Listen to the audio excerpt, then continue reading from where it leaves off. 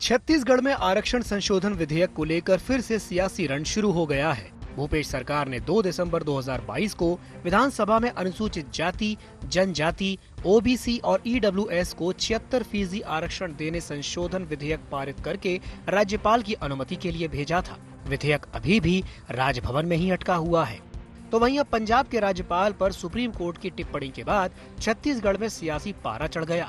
सूबे के मुखिया सीएम भूपेश बघेल ने कहा कि सुप्रीम कोर्ट की टिप्पणी सभी राज्यपालों के लिए है और छत्तीसगढ़ के राज्यपाल के लिए भी है। राज्यपाल को इसे संज्ञान में लेना चाहिए। विधेयक को लेकर जो भी लिखना है लिखें। सुप्रीम कोर्ट ने टिप्पणी की है तो सभी राज्यपालों के लिए है। छत्तीसगढ़ के राज्यपाल उससे अलग तो है ही नहीं। तो जो सुप्रीम कोर्ट ने जो टिप्पणी की है उसमें संज्ञान लेना चाहिए राज्यपाल महोदय को, और जो भी उसमें लिखना है, वापस करना है, स्वीकृत करना है, वो करें। तो वहीं इस मसले को लेकर सीएम भूपेश बघेल के बयान पर भाजपा ने भी पलटवार किया।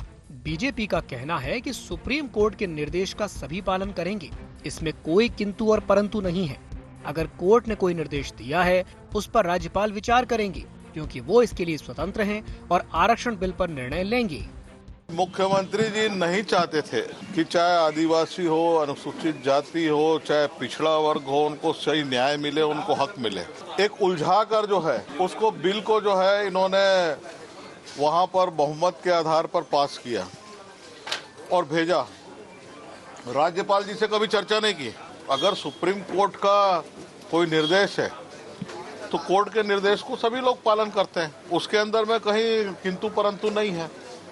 तो अगर कोर्ट अगर कोई निर्देश देता है, सुप्रीम कोर्ट देता है, तो महामहिम राज्यपाल जी उसके ऊपर में विचार करेंगे, क्यों उसके लिए वो स्वतंत्र है और वही इसके ऊपर में निर्णय लेंगे। छत्तीसगढ़ में आरक्षण विधेयक पर 1 साल से विचार विमर्श चल रहा है। बिल राज्यपाल की अनुमति का इंतजार कर रहा है।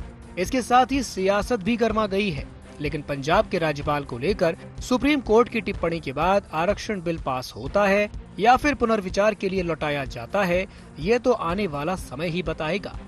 रायपुर से IND 24 के लिए अद्वैत नाइक की रिपोर्ट।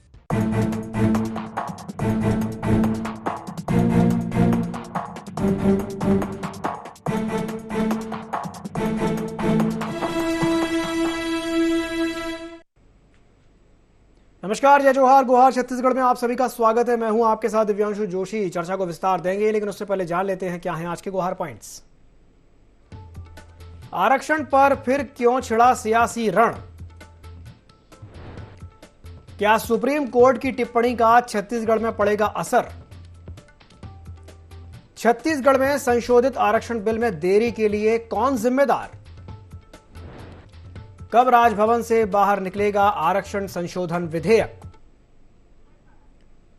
एक बार फिर आपका बहुत बहुत स्वागत है गुहार छत्तीसगढ़ में। तो छत्तीसगढ़ में आरक्षण संशोधन विधेयक को लेकर के एक बार फिर से सियासत गर्मा गई है। बिल को लेकर के दोनों ही दल आमने सामने हैं। दरअसल सुप्रीम कोर्ट ने एक टिप्पणी की थी जिसमें सुप्रीम कोर्ट ने यह कहा था कि राज्यपाल के पास शक्तियां हैं, लेकिन इस शक्तियों का इस्तेमाल सरकार के कानून को बनाने की शक्ति को कुंद करने के लिए इस्तेमाल नहीं हो सकता। अब इस टिप्पणी को लेकर के बीजेपी और कांग्रेस छत्तीसगढ़ में आमने सामने है।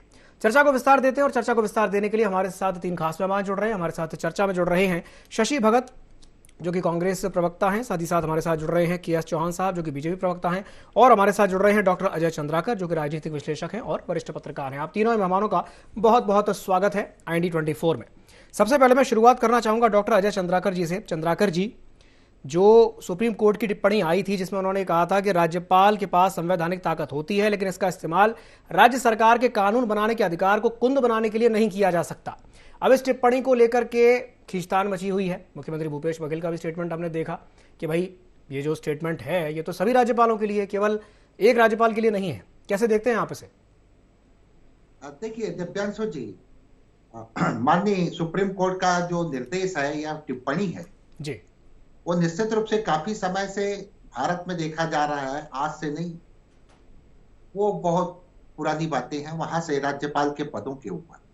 और जिस तरह से पहले तो इवन भारत के पार्लियामेंट में बहस हुई है कि अब राज्यपाल बदली हुई परिस्थिति में राज्यपाल के पद की प्रासंगिकता है कि नहीं, लोकसभा राज्यसभा के डिबेट में भी है। लेकिन नाउ एडे सुप्रीम कोर्ट की जो टिप्पणी है वो बहुत महत्व रखती है। वो इसलिए रखती है कि राज्यपाल जितने भी हैं उनके ऊपर जिस ढंग से बात हुई कि लिंगारान करके विधेयक को जितना जल्दी हो सके वो करें। दूसरी टिप्पणी उसमें यह है कि आप निर्वाचित जनप्रतिनिधि नहीं हैं। लेकिन मुख्यमंत्रियों के लिए भी उसमें टिप्पणी सुप्रीम कोर्ट की दिव्यांशु जी कि आप लोग जब पाए तब विधानसभा का सेशन आमंत्रित नहीं कर सकते। जो नियम है उसके अनुसार विधानसभा का सत्र बुलाइए और महामहिम जी के साथ में आप एक कोऑर्डिनेट करके तालमेल बिठा करके बुलाइए। अब बात यह है आरक्षण का। आरक्षण में देखिए दिव्यांशु जी, इंदिरा साहनी कमेटी या इंदिरा साहनी का जो मामला था वो वकील भी थी और एक पत्रकार भी, और उनका जो याचिका था उसमें 9 जजों का जो निर्णय आया उसमें 49.5% को निर्धारित किया गया। लेकिन बाद में इकोनॉमिकल वीकर सेक्शन का जब जिक्र आया और वो 5 जजों की कमेटी थी और उसमें मेजॉरिटी से उसको बढ़ाया गया। अब इससे क्या है, देखिए दक्षिण के कुछ राज्यों की बातें जिनका रेफरेंस दिया जाता है, लेकिन दिव्यांशु जी अभी लेटेस्ट 21 नवंबर को कि पहले बिहार के विधानसभा में, विधान परिषद में, दोनों को मिला करके विधानमंडल कहा जाता है। बीजेपी का कहना था कि इस विषय के ऊपर हम पहले भी आपके साथ थे, आज भी साथ हैं, भविष्य में भी साथ में रहेंगे। वो विधेयक 75% का पारित हो गया और बिहार के राज्यपाल 21 तारीख को दस्तखत कर दिए और बिहार के सामान्य प्रशासन विभाग के गजट में यह आ गया। तो झारखंड या छत्तीसगढ़ में इस तरह की बात है तो स्वाभाविक है कि राजनीति सियासत होगी ही, और महामहिम जी को भी उनको जो संवैधानिक प्रावधान है उनके तहत अब लिंगारान नहीं करना चाहिए। डिसीजन मेकिंग का समय है, या तो आप विधेयक वापस लौटा दीजिए या फिर आप महामहिम राष्ट्रपति जी को भेज दीजिए, और राज्य सरकार को भी चाहिए कि महामहिम गवर्नर जी जो आंकड़ा चाहते हैं वह आंकड़ा उनको प्रस्तुत करे। गूगल में वो आंकड़ा उपलब्ध है, अगर उसमें उपलब्ध है, अगर वही सत्य है तो आप उसको महामहिम राज्यपाल जी के पास भी रखिए। बिल्कुल बिल्कुल सही कहा आपने। क्वांटिफाइबल डेटा की बात आप कर रहे हैं, क्वांटिफाइबल डेटा जो है वो एग्जैक्ट डेटा प्रस्तुत करना चाहिए। चलिए ठीक है, मैं एक एक करके आप ही की बात पर दोनों से रिएक्शन लूंगा। पहले मैं शशि भगत जी के पास जाना चाहूंगा, फिर मैं चौहान साहब के पास आऊंगा। शशि जी, जो बात चंद्राकर जी कह रहे हैं, क्या कहेंगे इस पर? जोहार छत्तीसगढ़ जी। निश्चित रूप से पंजाब सरकार और राज्यपाल जी से जो सुप्रीम कोर्ट ने कहा है बिल्कुल सही कहा है, और एक राजनीतिक चश्मे से न देख के स्पष्ट रूप से ये बात कहूं कि एक विधेयक में इस मामले में संशोधन करने की आवश्यकता है, क्योंकि यहाँ पर राज्यपाल जी, महामहिम राज्यपाल जी को अनलिमिटेड समय तक किसी भी विधेयक को जो जनता के द्वारा पारित प्रस्ताव, चुने हुए प्रतिनिधियों के द्वारा पारित प्रस्ताव, जो विधेयक जो पारित होता है विधानसभा में, उस पे आर्टिकल 200 में लिखा हुआ है कि या फिर उसको रोके या फिर उसको वापस भेजे या फिर अनलिमिटेड टाइम तक करे। उससे चुने हुए जनता के द्वारा जो प्रतिनिधि रहते हैं उनका कोई मान रहा नहीं, और उनको ग्राउंड लेवल की बात की जानकारी होती है, और यहाँ केवल एक मामला उलझ के रह जाता है। उलझ के ये रह जाता है कि जनता तक बात नहीं आती है। इसलिए निश्चित रूप से उसमें टीका टिप्पणी से ऊपर उठ के आज की तारीख में काम करने का विषय है, ये सर्वमान्य है। महामहिम राज्यपाल जी और पंजाब सरकार को जिसने कहा कि देश में स्थापित परंपराओं पर चल रहा है और उसका पालन किया जाना चाहिए। पंजाब में जो हो रहा है हम उससे खुश नहीं है, यह गंभीर चिंता का विषय है। अगर वो लिमिटेशन होता कि आपको इतने समय तक इसको देना है, या फिर ये होता है कि आप उसमें कोई भी उचित टिप्पणी करके उसको वापस कर दें, तो इस तरह की स्थिति पैदा नहीं होती है। जब सभी मामलों में केंद्र सरकार ये बात कह के कि इसमें चाहे अनुसूचित जाति जनजाति का आरक्षण का मसला हो या फिर और कोई मसला हो, तो उसका सॉल्यूशन निकल आता है। दूसरा ये है कि इस मामले को निश्चित रूप से पारित हो चुका है, तो उस पर दस्तखत भी महामहिम जी का दस्तखत हो जाना चाहिए, तो इसमें कहीं कोई दो राय नहीं है। लेकिन किसी ना किसी रूप से ये प्रभावित होने के बाद, ये तो अभी आके राज्यपाल जी ने तो कहा था कि उस समय की बात थी, अभी दोबारा आएगा तो देखेंगे। ये तो बिल्कुल गैर जिम्मेदाराना बात हो गई। ये अच्छी बात इस प्रजातंत्र के अंदर नहीं हो रहा है। इसमें एसटी, एससी, ओबीसी इन सभी लोगों का नुकसान हुआ है। अच्छा, एक बात का हवाला देते हैं कि अब 50% है। मैं एक बात कह रहा हूं स्पष्ट रूप से कि सुप्रीम कोर्ट ने बात कहा है कि 50% के ऊपर की बात, सुप्रीम कोर्ट ने तो स्वयं ईडब्ल्यूएस का आरक्षण तोड़ के किया है। संविधान के अंदर तो ये लिखा हुआ है ना कि 50% से ऊपर नहीं होना चाहिए, तो उसने खुद ने तोड़ दिया। तो ये सारी जो भ्रांतियां है, बल्कि मैं तो एक बात और जोड़ के कहना चाहता हूं बिना किसी टीका टिप्पणी के, आरक्षण किन संस्थाओं में मिलता है? जिसमें जनता का धन लगा हुआ होता है, सरकार का धन लगा हुआ होता है, उनमें आरक्षण मिलता है। क्या निजी कंपनियां बैंकों से कर्जा नहीं लिया है क्या? बल्कि निजी कंपनियों में भी आरक्षण अक्षरशः होना चाहिए और इसी नियम से होना चाहिए। और इसलिए होना चाहिए क्योंकि वहां भी जनता की गाड़ी कमाई का पैसा लगा हुआ है। ठीक है, ठीक है, निजी कंपनियों में भी आरक्षण होना चाहिए ऐसा आप मानते हैं। चलिए ठीक है, चौहान साहब के पास जाना चाहूंगा। चौहान साहब क्या कहेंगे? दिव्यांशु जी, हमारे माननीय कांग्रेसी प्रवक्ता ये बता दें कि कितने पंजाब में जो केसेस अटके हुए थे, कितने निर्णय अटके हुए थे, जिसके कारण सुप्रीम कोर्ट ने बोला है कि आप उन पे निर्णय लीजिए। और वो कौन से निर्णय थे, और उसमें और छत्तीसगढ़ में के निर्णय में कितना फर्क है, और कौन कौन से थे, ये आप बता दें। तो कांग्रेसी प्रवक्ता शायद ये नहीं बता पाएंगे, पूछ लीजिए इनसे कितने थे।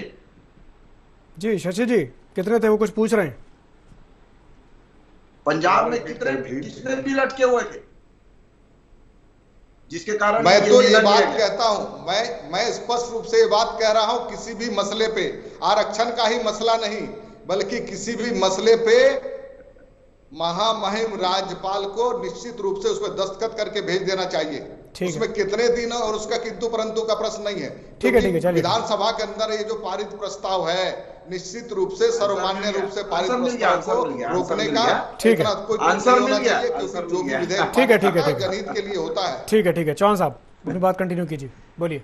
दिव्यांशु जी, 4 बिल अटके हुए थे, जिसमें से 3 मनी बिल थे, एक साधारण बिल था, जो कि छत्तीसगढ़ के बिल से बिल्कुल डिफरेंट है। छत्तीसगढ़ का जो बिल है वो संविधान को ओवरटेक करने वाला बिल है, आरक्षण का बिल है, जिसके कारण महामहिम, उस समय की तत्कालिक महामहिम अनुसुईया उइके जी ने 10 कड़िकाएं बोली थी, जो कि हमारे वरिष्ठ पत्रकार ने बोला कि आपको क्वांटिफाइबल डाटा और बहुत सारी जानकारियां देनी चाहिए थी, जो कि आपने नहीं दी। सदन से बड़ा कौन सी सभा होती है जहां पर आप क्वांटिफाइबल डाटा नहीं दे पाए? उसके बाद महामहिम ने आपसे मांगा, तो ऐसी कौन सी आपकी मजबूरी थी जो आप क्वांटिफाइबल डाटा नहीं दे पाए, जिसके आधार पे आपने ये बिल लाया और जिसके आधार पे भारतीय जनता पार्टी के हर विधायक ने बिल को पास किया? ये क्या मजबूरी थी? दूसरी बात, पंजाब का जो बिल है, पंजाब में जो आपने सुप्रीम कोर्ट ने जो निर्णय दिया है, वो सुप्रीम कोर्ट ने निर्णय पंजाब के लिए दिया है, ना कि सभी राज्यों के लिए दिया है। दूसरी बात, आपने ये सुप्रीम कोर्ट ने ये नहीं बोला है कि आप कोई भी बिल हो तो आपको इस निश्चित तौर पे, निश्चित समय सीमा पे आपको बिल पास करना पड़ेगा। अगर मान लीजिए कि महामहिम कुछ पूछ रही हैं और उसके बाद आप वो निर्णय, उस महामहिम के निर्णय उस पे अटका हुआ है, तो वो महामहिम रोक सकती हैं और असंवैधानिक कोई भी कृत्य, एक भी असंवैधानिक कृत्य अनुसुईया उइके जी द्वारा या हरिचंदन जी द्वारा ये कौन सा किया गया है, ये आप मेरे को बता दें। दूसरी बात, सबसे मेन बात दिव्यांशु जी, कि आपको अगर ऐसा लग रहा था मेरे भाई, तो आप सुप्रीम कोर्ट क्यों नहीं गए? अभी तक क्यों नहीं गए सुप्रीम कोर्ट? आप क्यों अटके हुए हाई कोर्ट में? आपको जाना चाहिए सुप्रीम कोर्ट में, क्यों नहीं गए आप? और हाई कोर्ट ने भी आपके मामले में नेगेटिव रिपोर्ट या कोई टिप्पणी राज्यपाल को क्यों नहीं दी, अभी तक क्यों नहीं दी? सुप्रीम कोर्ट की तो बात बहुत दूर की है। और पीआईएल जो लगाई गई थी पंजाब में, वो सिर्फ जून में लगाई गई थी, जल्दी से निर्णय आ गया। और सबसे मेन बात जो पंजाब की पीआईएल लगाई गई थी दिव्यांशु जी, उसमें क्या था, वहां के जो आप पार्टी के जो जनप्रतिनिधि है उन्होंने और राज्यपाल जी द्वारा कुछ अपशब्द का आदान प्रदान हुआ था। ये मामला अलग है और ये मामला अलग है। ठीक है, तो चौहान साहब, ठीक है, तो आप ये कह रहे हैं कि चूंकि दो मामले दोनों अलग अलग हैं तो इसलिए उन दोनों को आप एक तराजू में नहीं तोल सकते। चलिए ठीक है, शशि जी कुछ कहना चाह रहे हैं? ठीक है ठीक है ठीक है, शशि जी बोलिए। विषय में मेरा स्पष्ट ये कहना है, देखिए मनी बिल हो उसको तो कोई भी रोक नहीं सकता, ये बात तय है। रहा सवाल आरक्षण के बिल का, मेरा कहना है आर्टिकल 200 के अंदर जो भी चीजें लिखी हुई है उस चीज का अक्षरशः पालन करते हुए उस पर टीका टिप्पणी कर दें, जो भी टिप्पणी करना है वो कर दें। करने के बाद छत्तीसगढ़ सरकार को वापस कर दे तो उसका सॉल्यूशन निकल जाएगा। वो अपने पास धरे बैठे रहेंगे तो कब तक का रहेगा?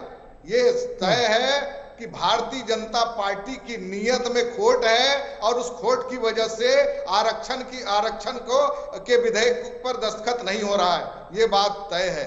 समय समय पर इस बात का भी दृष्टिगत रखते हुए याद रखना चाहिए कि संविधान की समीक्षा के नाम पे कभी आदिवासियों को प्रताड़ित करती भारतीय जनता पार्टी, कभी किसी एट्रोसिटी एक्ट को कमजोर करने का प्रयास करती है।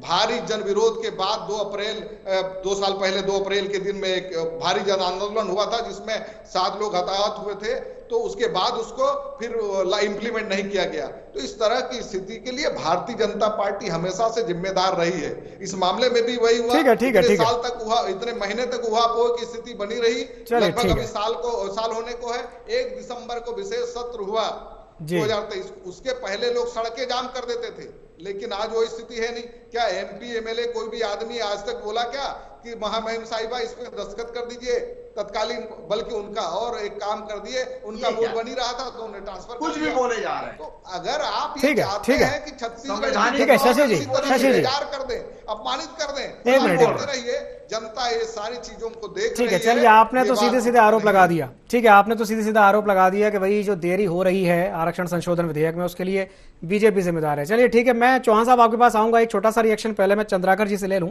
चंद्राकर जी, जो बात शशि जी कह रहे हैं कि जो देरी हो रही है संशोधन विधेयक में उसके लिए भारतीय जनता पार्टी जिम्मेदार है, क्या वाकई में भारतीय जनता पार्टी इसके लिए जिम्मेदार है?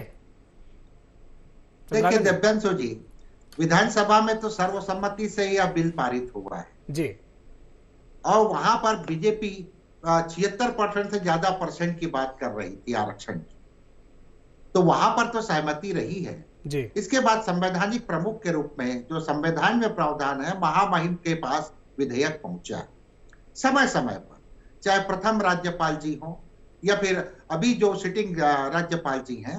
अब मंत्रिमंडल के कुछ सदस्य मिले हैं, संवाद किए हैं, और उस समय वो नए नए आए थे तो बोले थे, वो स्वयं विधि विशेषज्ञ हैं जी, बोले थे कि मैं इसका अध्ययन करता हूं जी। मूल बात यह है कि ये जो बाउंड्री वाली जो बात है 5 जजों के बेंच में हुआ, 9 बेंच के डिसीजन के उलट बढ़ाने का इकोनॉमिकल वीकर सेक्शन के बाद, तो ये डिबेट का विषय हो गया है। और इसमें चाहे सरकारी पक्ष के हो या फिर प्राइवेट पक्ष के जो वकील लोग हैं जो आर्गुमेंट दिए हैं उसको आप पढ़िएगा तो उसमें ये काफी संशय की स्थिति भी दिखाई देती है।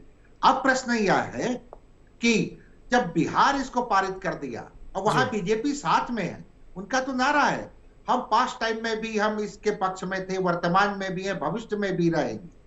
तो और अमित शाह जी 2 जगह स्टेटमेंट दिए हैं कि हम जाति जनगणना से इनकार नहीं है, लेकिन योगी जी की पॉलिटिक्स वो कह रहे हैं, यूपी में कह रहे हैं कि हम जाति जनगणना नहीं करें। तो ये उलझा हुआ है। एक्चुअली 2024 की जो लोकसभा की चुनाव आने वाली है दिव्यांशु जी, उस सियासत के लिए रणनीति बन रही है। आपके इस डिबेट में शशि भगत जी एक पॉइंट उठाए थे जो कि काफी आपके लोकप्रिय चैनल में ये बात होनी चाहिए, मैं थोड़ी सी बात रखना चाहूंगा। जी जी, रखिए। रिजर्वेशन की बात है तो विधायिका में, चाहे विधानसभा हो या फिर विधान परिषद में हो या फिर लोकसभा में हो, इन सब जगह आरक्षण की बात है, राज्यसभा में नहीं है। इसके बाद केंद्र सरकार की जो पोस्ट है या राज्य सरकार की। बात यहाँ आई थी प्राइवेट रिजर्वेशन जी। अब प्राइवेट रिजर्वेशन हो करके हरियाणा सरकार एक विधेयक पारित की कि हरियाणा के लोकल नागरिकों को यहाँ जो प्राइवेट इन्वेस्टमेंट होता है 60% रिजर्वेशन मिले।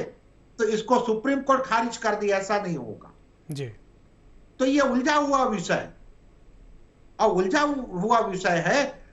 और इसमें निश्चित रूप से चाहे कोर्ट हो या हमारे पार्लियामेंट में हो या फिर विभिन्न विधानसभा है, इनके ऊपर इनको इस गंभीरता से और सर्वसम्मति से एक निर्णय लेना चाहिए। अब बात यह आ रही है, आरक्षण तो हो गया जी, लेकिन आरक्षण को लोग बाग एसटी एससी तक ना समझे, ओबीसी भी है, इकोनॉमिकल वीकर सेक्शन भी है, विकलांग लोग भी हैं या फिर स्वतंत्रता सेनानी लोग भी हैं, इन सबके दृष्टिकोण से देखना चाहिए।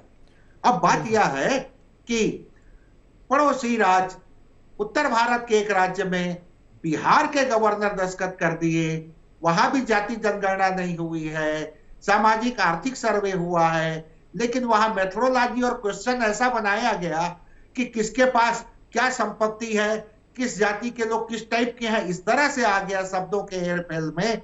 और यहाँ महामहिम जी जो आंकड़ा मांगते हैं उनको देना चाहिए, अगर वही अड़चन है तो आप इस मामले को जनता के सरोकार विषय से लेते हुए बात रखनी चाहिए। लेकिन सुप्रीम कोर्ट निर्देश दिया है, वो ऑर्डर नहीं दी है। संवैधानिक प्रावधान ऐसा, दिव्यांशु जी आपको तो स्मरण है जी। एक स्टेट में स्पीकर के ऊपर कितने बार सुप्रीम कोर्ट का निर्देश आ गया, लेकिन स्पीकर को भी अपना एक अधिकार मिला हुआ है, महामहिम के पास भी अधिकार है। तो हाँ, सुप्रीम कोर्ट का यह सबसे मार्केबल है, as soon as लिखा हुआ। बिल्कुल बिल्कुल बिल्कुल जी, बिल्कुल आपने सही कहा जी। जी जी जी। चौहान साहब के पास जाना चाहूंगा। चौहान साहब, काफी डिटेल्ड एलाबोरेशन चंद्राकर जी ने दिया है। वो वही बात, एक बात जो उनकी बात का लब्बो लबाव निकल करके आ रहा है वो ये है कि बड़ा ही संवेदनशील विषय है, बड़ा ही गंभीर विषय है, सभी वर्गों का ख्याल रखते हुए इस पर आगे बढ़ना चाहिए। क्या कहेंगे चौहान साहब? जी बिल्कुल बिल्कुल, सभी विषयों सभी वर्गों का ख्याल रखते हुए ही आगे बढ़ना चाहिए। जैसे कि भारतीय जनता पार्टी ने 58% पहले आरक्षण किया था, उसके खिलाफ याचिका किसने दायर की? तो इनके पूर्व विधायिका ने और 2 लोगों ने, और जिसको पुरस्कृत किया गया। आयोग का एक को अध्यक्ष बना दिया गया, एक को राज्य मंत्री का दर्जा दे दिया गया। और ये सब क्यों किया गया? ये सब इसलिए किया गया कि अपनी गलतियों का ठीकरा जो है वो दूसरे के ऊपर फोड़ दिया जाए। और इसका मेन मकसद जो था दिव्यांशु जी, इसका की पॉइंट जो था इस आरक्षण का, वो ये था कि हमको भर्तियां ना करनी पड़े, हमको अनियमित कर्मचारियों को नियमित ना करना पड़े। इसका सबसे की पॉइंट था कि भर्तियां रुक जाए। और उसके बाद वो बोलते हैं कि हम 48 घंटे के अंदर भर्तियां चालू कर देंगे जैसे ही कोर्ट का डिसीजन आता है। तो कोर्ट का डिसीजन आ गया कि यथावत, ये बड़ा ही गंभीर सा आरोप लगा दिया आपने कि भर्तियां ना करनी पड़े। सुनिए, मेन बात यही था, मेन बात यही थी कि भर्तियां रोक दी जाए, क्योंकि इनके पास फंड नहीं था। ये फंड को यूटिलाइज नहीं करना चाहते थे, भर्तियां रोक दी जाए और फंड भी नहीं था। ठीक है फंड, ये मेन बात थी। ठीक है, इस वजह से ये आरक्षण को उलझा दिया गया। 76% इनको ये मालूम था कि 10 महामहिम के पास जाके जब ये ऑथेंटिसिटी नहीं लगेगा, जब महामहिम ने सिर्फ क्वांटिफाइबल डाटा नहीं, बाकी 10 क्वेश्चन पूछे, 10 क्वेश्चन में आप एक भी जवाब नहीं दे पाए। आपको पूछा जाता है कि गाय कितना दूध देती है, तो आप बोलते हैं कि ठीक है, चलिए ठीक है, मैं रिएक्शन ले लेता हूँ आपकी बात पर। काफी गंभीर आरोप लगाया है आपने। जी शशि जी कुछ कहना चाह रहे हैं? जी शशि जी बोलिए। आप कह रहे हैं हमने क्या दिल्ली सरकार को रोक के रखा है कि उस पर भर्तियां नहीं कर दें? 2-2 करोड़ रोजगार का भर्ती कर देते।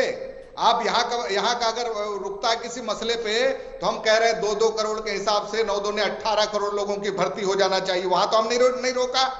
आज से आगे बढ़ने की बात करते हैं। 58% रिजर्वेशन की आपने बात करी थी, आप इस बात छत्तीसगढ़ की बात करें तो 58%। अरे शशि जी छत्तीसगढ़ की बात कीजिए ना। छत्तीसगढ़ की बात करें कि क्या डॉक्टर इंदिरा के मसले में आपने नहीं सुना था? क्या आरक्षण का मामला आपने पढ़ा नहीं अटका हुआ है? आपने देखा नहीं छत्तीसगढ़ में अटका हुआ है। इंदिरा साहने के मसले के बावजूद भी आपने 58%। अरे ये इनके पास जवाब ही नहीं है। और शशि जी, आप ट्रैक से थोड़ा सा भटक गए। खाली हो गई है, इनको इनके सुप्रीम पास कोर्ट कोई में जवाब भी नहीं ईडब्ल्यूएस के है। आरक्षण के मामले में शुरू से मैं क्वेश्चन पूछते जा रहा हूँ इनसे, इनको यही नहीं मालूम है कि पंजाब के मामले में और यहाँ के मामले में क्या अंतर है।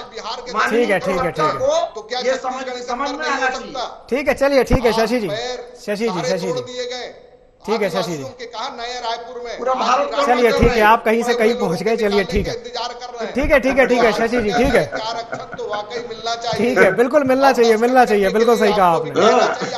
ठीक है, ठीक है, ठीक है, चलिए ठीक है शशि जी, समय की बाध्यता है, समय की बाध्यता के चलते चर्चा को समाप्त करना चाहूंगा। बहुत बहुत धन्यवाद आप तीनों मेहमानों का हमारे साथ जुड़ने के लिए और चर्चा में शामिल होने के लिए। तो छत्तीसगढ़ में आरक्षण विधेयक पर 1 साल से विचार विमर्श चल रहा है, बिल राज्यपाल की अनुमति का इंतजार कर रहा है, साथ ही साथ सियासत भी गर्मा गई है। लेकिन पंजाब के राज्यपाल को लेकर सुप्रीम कोर्ट की टिप्पणी के बाद आरक्षण बिल पास होता है या फिर पुनर्विचार के लिए लौटाया जाता है, यह तो आने वाला वक्त ही बताएगा। गुहार छत्तीसगढ़ में फिलहाल के लिए इतना ही। मुझे दीजिए इजाजत और आप बने रहिए ID24 के साथ। नमस्कार।